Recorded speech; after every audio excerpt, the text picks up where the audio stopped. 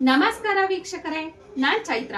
ಕನ್ನಡತಿ ಪಾಕಶಾಲೆಗೆ ಸ್ವಾಗತ. ನಾನಿವತ್ತು ಎಲ್ಲರೂ ತುಂಬಾನೇ ಇಷ್ಟಪಡುವಂತಹ ಕೋಫ್ತಾ ಕರಿ ಮಾಡೋದು ಹೇಗೆ ಅಂತ ತೋರಿಸ್ತಾ ಇದ್ದೀನಿ.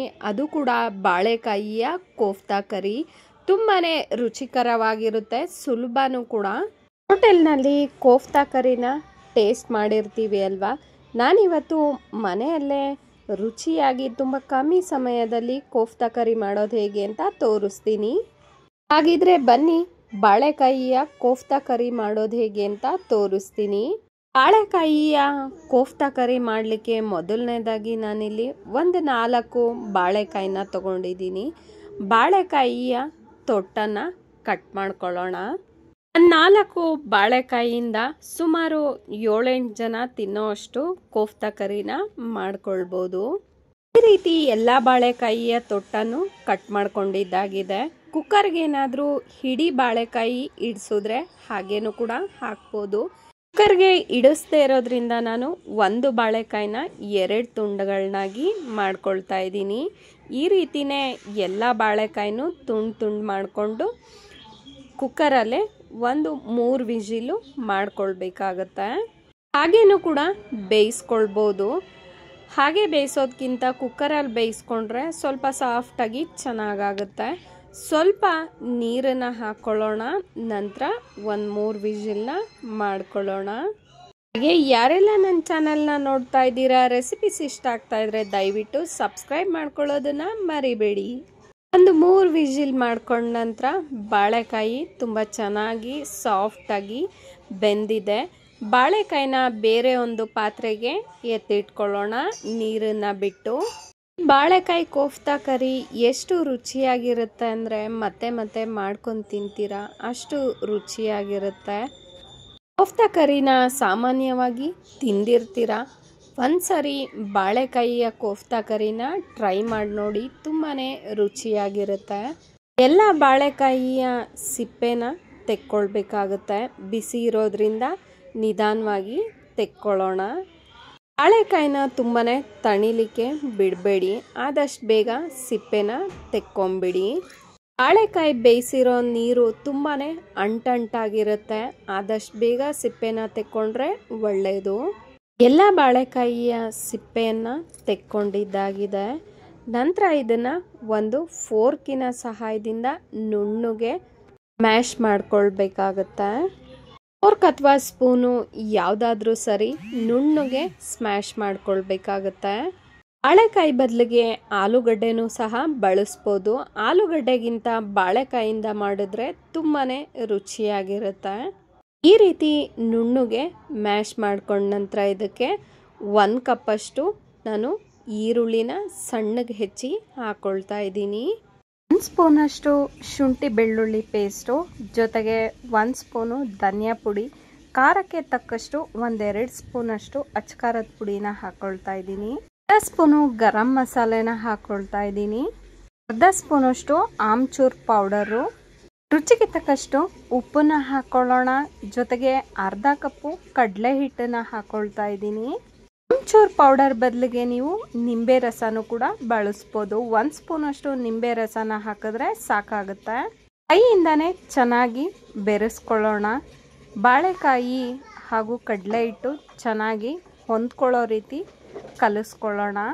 1/2 ಸ್ಪೂನಷ್ಟು ಜೀರಿಗೆ ಪುಡಿನ ಹಾಕ್ಕೊಳ್ತಾ ಇದ್ದೀನಿ. ಜೀರಿಗೆ ಪುಡಿ ಹಾಕೋದನ್ನ ಮರ್ತಿದ್ದೆ. ಹಾಕ್ಕೊಂಡು ಇನ್ನೂ ಒಂದು ಸಾರಿ ಚೆನ್ನಾಗಿ ಈ ರೀತಿ ಕಲಿಸ್ಕೊಂಡಿದ್ದೀನಿ. ಈ ರೀತಿ ಕೋಫ್ತಾನ ಕರೀಲಿಕ್ಕೆ ಹಿಟ್ಟು ರೆಡಿಯಾಗಿದೆ. ಇನ್ನೊಂದು ಕಡೆ ನಾವು ಎಣ್ಣೆನೂ ಕೂಡ ಬಿಸಿಯಾಗಲಿಕ್ಕೆ ಇಟ್ಕೊಂಡ್ಬಿಡೋಣ. ಎಣ್ಣೆಯಲ್ಲಿ ಕರೆಯುವಂತಹ ಅಡುಗೆ ತಿಂಡಿಗಳಿಗೆ ಅಂದ್ಬಿಟ್ಟೆ ನಾನು ಈ ಬಾಣಲೆಯನ್ನೇ ಬಳಸ್ತೀನಿ. ಒಂದೇ ಬಾಣಲೆಯನ್ನು ಬಳಸೋದ್ರಿಂದ ಎಲ್ಲ ಬಾಣಲೆಗಳು ಕೂಡ ಜಿಡ್ಡಾಗೋದಿಲ್ಲ. ಹೀಗೆ ಸ್ವಲ್ಪ ಎಣ್ಣೆನ ಸವರ್ಕೊಂಡು ಕೋಫ್ತಾ ಉಂಡೆಗಳನ್ನ ಮಾಡ್ಕೊಳ್ತಾ ಇದ್ದೀನಿ. ಒಂದು ಸಣ್ಣ ನಿಂಬೆಹಣ್ಣಿನ ಗಾತ್ರಕ್ಕಿದ್ರೆ ಸಾಕಾಗುತ್ತೆ. ತುಂಬ ದಪ್ಪ ಮಾಡ್ಕೊಳ್ಳೋದು ಕೂಡ ಬೇಡ, ತುಂಬ ಸಣ್ಣ ಮಾಡ್ಕೊಳ್ಳೋದು ಕೂಡ ಬೇಡ. ಎಲ್ಲ ಉಂಡೆಗಳನ್ನು ಒಂದು ಸಮವಾಗಿ ಮಾಡ್ಕೊಂಡಿದ್ದಾಗಿದೆ. ಈ ಕೋಫ್ತಾ ಉಂಡೆಗಳನ್ನ ಬಿಸಿಯಾಗಿರುವಂತಹ ಎಣ್ಣೆಗೆ ಹಾಕಿ ಕಂದು ಬಣ್ಣಕ್ಕೆ ಬರೋ ತನಕ ಕರ್ಕೊಳ್ಬೇಕಾಗತ್ತೆ.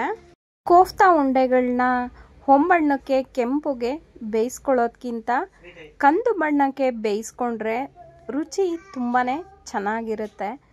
ಕೈ ಆಡ್ಕೊಳ್ತಾ ಕಂದು ಬಣ್ಣಕ್ಕೆ ಬರೋ ತನಕ ಕೋಫ್ತಾನ ಕರ್ಕೊಳ್ಬೇಕಾಗತ್ತೆ. ಒಂದು ನಿಮಿಷಕ್ಕೂ ಈ ರೀತಿ ಕೈ ಆಡ್ಕೊಳ್ತಾ ಇದ್ದರೆ ಒಂದು ಸಮವಾಗಿ ಕಂದು ಬಣ್ಣಕ್ಕೆ ಕೋಫ್ತಾ ಬೇಯುತ್ತೆ. ಕಂದು ಬಣ್ಣ ಅಂದರೆ ಅತಿಯಾದ ಕಂದು ಬಣ್ಣ ಅಲ್ಲ, ಇನ್ನೇನು ಕಂದು ಬಣ್ಣಕ್ಕೆ ತಿರುಗಿದೆ ಅನ್ನುವಾಗ ತೆಕ್ಕೊಂಡ್ರೆ ಸಾಕಾಗುತ್ತೆ. ಈ ರೀತಿ ಕಂದು ಬಣ್ಣಕ್ಕೆ ಬೇಯಿಸ್ಕೊಂಡಿದ್ದಾಗಿದೆ. ಎಣ್ಣೆನ ಚೆನ್ನಾಗಿ ಸೋರಿಸ್ಬಿಟ್ಟು ಕೋಫ್ತಾನ ತೆಕ್ಕೊಳ್ಳೋಣ. ಈ ರೀತಿ ಕೋಫ್ತಾನ ಕರೆದು ಇದ್ರ ಜೊತೆಗೆ ಕರಿನೂ ಕೂಡ ಮಾಡ್ಕೊಳ್ಬೇಕಾಗತ್ತೆ.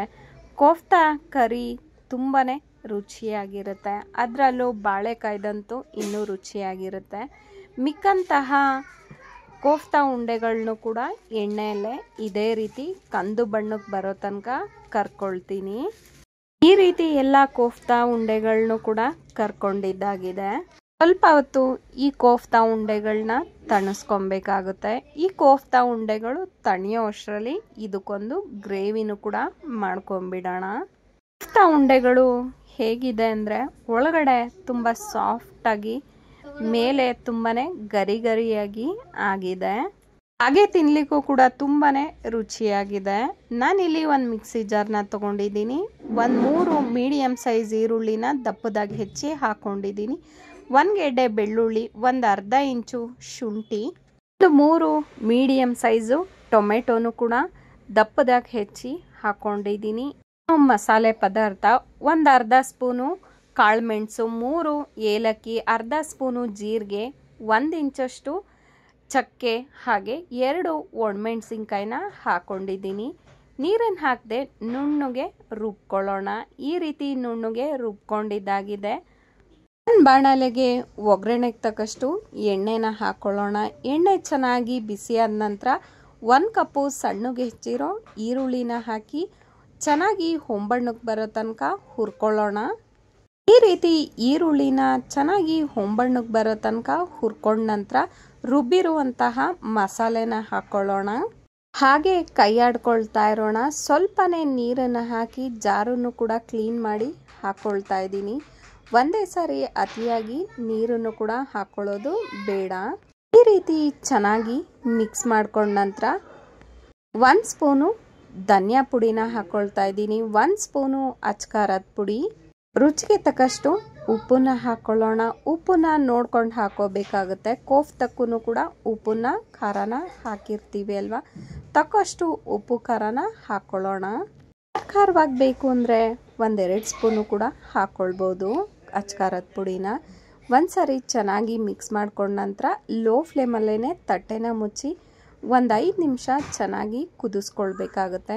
ಈ ರೀತಿ ಚೆನ್ನಾಗಿ ಕುದಿಸ್ಕೊಳ್ಳೋದ್ರಿಂದ ಮಸಾಲೆಯ ಹಸಿ ವಾಸನೆ ಹೋಗಿ ರುಚಿ ತುಂಬ ಚೆನ್ನಾಗಾಗುತ್ತೆ.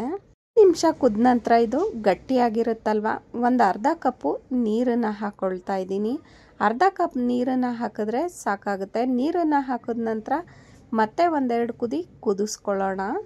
ಈ ರೀತಿ 1-2 ಕುದಿ ಕುದಿಸ್ಕೊಂಡ ನಂತರ ಇದಕ್ಕೆ ಕರ್ದಿಟ್ಟಂತಹ ತಣ್ಣದಿರುವಂತಹ ಕೋಫ್ತಾನ ಇದಕ್ಕೆ ಹಾಕ್ಕೊಳ್ಳೋಣ.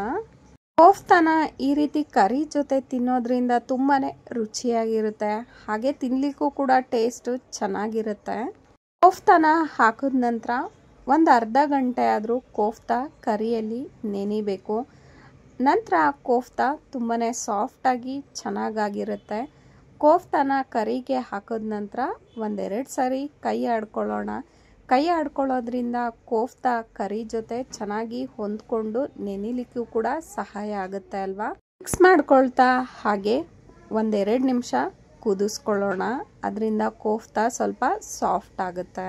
ಈ ರೀತಿ ಕುದಿಸ್ಕೊಂಡ ನಂತರ ಸ್ಟವ್ನ ಆಫ್ ಮಾಡ್ಕೊಳ್ಳೋಣ. ನಂತರ ಇದಕ್ಕೆ ಸಣ್ಣದಾಗಿ ಹೆಚ್ಚಿರೋ ಸ್ವಲ್ಪ ಕೊತ್ತಂಬರಿ ಸೊಪ್ಪನ್ನ ಹಾಕ್ಕೊಳ್ತಾ ಇದ್ದೀನಿ. ಇನ್ನೂ ರುಚಿಯಾಗಬೇಕು ಅಂದರೆ 3-4 ಸ್ಪೂನು ಫ್ರೆಶ್ ಕ್ರೀಮನ್ನು ಹಾಕ್ಕೊಳ್ಳಿ. ತುಂಬಾ ರುಚಿಯಾಗಿರುತ್ತೆ. ಇಲ್ಲ ಅಂದ್ರೂ ಕೂಡ ಪರವಾಗಿಲ್ಲ, ಬೆಣ್ಣೆ ಇದ್ರೂ ಕೂಡ ಹಾಕ್ಕೊಳ್ಳಿ, ಇನ್ನೂ ರುಚಿ ಚೆನ್ನಾಗಿರುತ್ತೆ. ಇನ್ನು ಬಾಳೆಕಾಯಿಯ ಕೋಫ್ತಾ ಕರಿ ರೆಡಿಯಾಗಿದೆ. ಮನೆಯಲ್ಲಿ ಬಾಳೆಕಾಯಿಂದ ಬಜ್ಜಿ ಪಲ್ಯಗಳನ್ನ ಮಾಡ್ತಾನೆ ಇರ್ತೀವಿ ಅಲ್ವಾ. ಈ ರೀತಿ ಕೋಫ್ತಾ ಕರಿನ ಒಮ್ಮೆ ಆದರೂ ಟ್ರೈ ಮಾಡಿ ನೋಡಿ, ರುಚಿ ತುಂಬಾ ಅದ್ಭುತವಾಗಿರುತ್ತೆ. ನಿಮಗೂ ನಿಮ್ಮ ಮನೆಯವ್ರಿಗೂ ಕೂಡ ತುಂಬಾ ಇಷ್ಟ ಆಗುತ್ತೆ, ಅಷ್ಟು ರುಚಿ ಚೆನ್ನಾಗಿರುತ್ತೆ. ಒಂದು ಪ್ಲೇಟ್ಗೆ ಕೋಫ್ತಾ ಜೊತೆಗೆ ಸ್ವಲ್ಪ ಕರಿನ ಹಾಕ್ಕೊಂಡು ತಿಂತಾ ಇದ್ರೆ ಹೇಗಿರುತ್ತೆ ಗೊತ್ತಾ. ಕೋಫ್ತಾನ ಕರಿ ಜೊತೆ ನೆನೆಸ್ಕೊಂಡು ತಿನ್ನುವಾಗ ಬಾಯಿಗೆ ಸಿಗುವಂತಹ ಬಾಳೆಕಾಯಿ ಅಂತೂ ಅದ್ಭುತ ಅನಿಸುತ್ತೆ. ಬಾಳೆಕಾಯಿಯ ಕೋಫ್ತಾ ಕರಿನ ನೀವು ಕೂಡ ಒಮ್ಮೆ ಮಿಸ್ ಮಾಡದೆ ಟ್ರೈ ಮಾಡಿ ನೋಡಿ, ಟೇಸ್ಟ್ ಹೇಗಿತ್ತು ಅಂತ ತಿಳಿಸೋದನ್ನ ಮರಿಬೇಡಿ. ರೆಸಿಪಿ ಇಷ್ಟ ಆಗಿದ್ರೆ ಲೈಕ್ ಮಾಡಿ, ಕಾಮೆಂಟ್ ಮಾಡಿ, ಶೇರ್ ಮಾಡಿ. Thank you so much for watching. Take care. Bye bye.